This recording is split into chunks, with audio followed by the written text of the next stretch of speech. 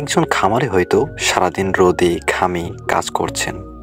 তার স্বপ্ন একটাই, সফল খামার গড়ে তোলা। কিন্তু প্রশ্ন হচ্ছে, গাড়ল পালন করবেন নাকি ভেড়া? কোনটা দেবে বেশি লাভ? কোনটা সহজে বড় হবে? আর বাজারে কাদের চাহিদা বেশি? এই ভিডিওতে আপনি জানবেন বাস্তব অভিজ্ঞতা ও বিশ্লেষণের মাধ্যমে গাড়ল বনাম ভেড়া কার পালনে মুনাফা বেশি। আসুন একটু পরিচয় এবং পার্থক্যটা জেনে নেই। গাড়ল আর ভেড়া দেখতে প্রায় কাছাকাছি হলেও এদের মধ্যে আছে গুরুত্বপূর্ণ কিছু পার্থক্য। গাড়ল মূলত হাইব্রিড প্রজাতির ছাগল আর ভেড়ার সংমিশ্রণ বলা যায়। এর শরীর শক্তপোক্ত, মাংস বেশি আর বাজার দর তুলনামূলক উঁচু। আর ভেড়া আমাদের দেশের পরিচিত প্রাণী, ছোট আকৃতির হলেও পরিবেশ সহনশীল, কম খরচে বড় হয় এবং দ্রুত বাচ্চা দেয়। তাই শুরুতেই সিদ্ধান্ত না নিয়ে শুনুন পরবর্তী তথ্যগুলো, যা আপনার সিদ্ধান্তকে আরও পরিষ্কার করে তুলবে।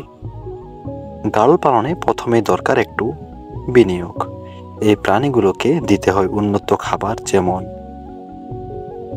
কনসেন্ট্রেট ফিড, খৈল, ঘাস ইত্যাদি। তবে যত্ন দিলে প্রতিদানও বেশ ভালো দেয়। একটা গাড়ল 40 থেকে 50 কেজি পর্যন্ত ওজন হয়, ফলে কোরবানির বাজারে এর দাম প্রায় 2000 টাকারও বেশি হতে পারে। অপরদিকে ভেড়া পালন অনেকটাই সহজ।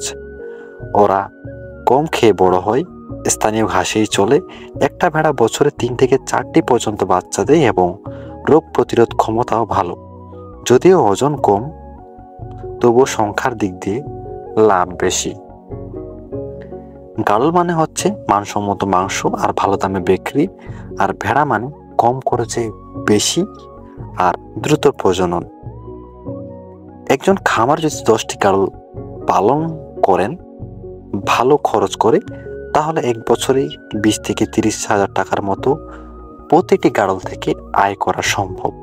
অন্যদিকে যদি 20টি ভেড়া পালন করেন কম খরচে, তাহলে প্রজননের ফলে সংখ্যায় দ্রুত বৃদ্ধি হয়। ভেড়ার বাচ্চাগুলো 6 মাসের মধ্যেই বাজারজাত করা যায়। বাজারের দিক থেকে গাড়লের মাংসের চাহিদা বেশি শহর এলাকায়, বিশেষ করে কোরবানির বাজারে। ভেড়ার চাহিদা বেশি গ্রাম অঞ্চলে, কোরবানি ও উৎসব উপলক্ষে। সঠিক পরিকল্পনা, সময়ানুগ টিকা ও স্বাস্থ্য সুরক্ষা ব্যবস্থা থাকলে দুটোই হতে পারে আপনার জন্য লাভজনক।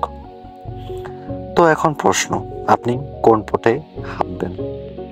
যদি একটু বেশি খরচ করে কম সংখ্যক প্রাণী নিয়ে ভালো প্রফিট চান, তাহলে গাড়ল পালনে নামুন।